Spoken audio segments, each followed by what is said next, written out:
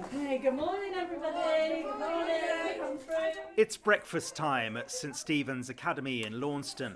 The perfect way to start the day and get young minds and bodies ready to learn.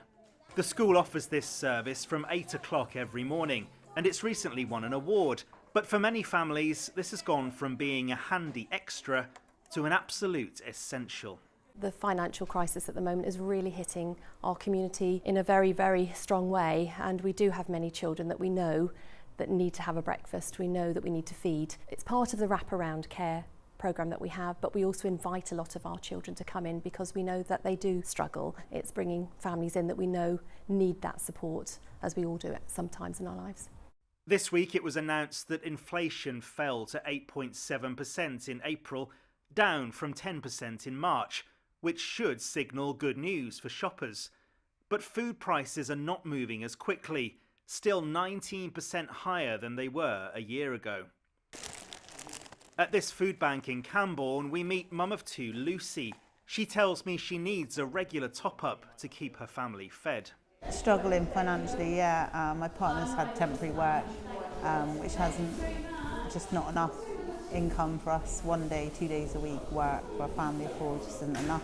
Every time you go to the shop, it just puts you off buying things because everything's just so dear now. And I shop round everywhere to get the cheapest prices because everywhere's just so expensive. You have to combine different shops to get different things to keep you going.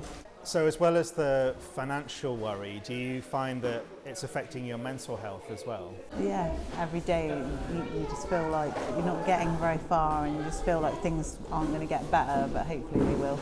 But you feel like you have to stay positive for the kids' sake and put a smile on your face even though you might not feel like it? Yeah, definitely. I do, because every time I go to the shop they think they can have sweets and it's like I literally got enough for my shopping. Staff and volunteers here say they're busier than ever before.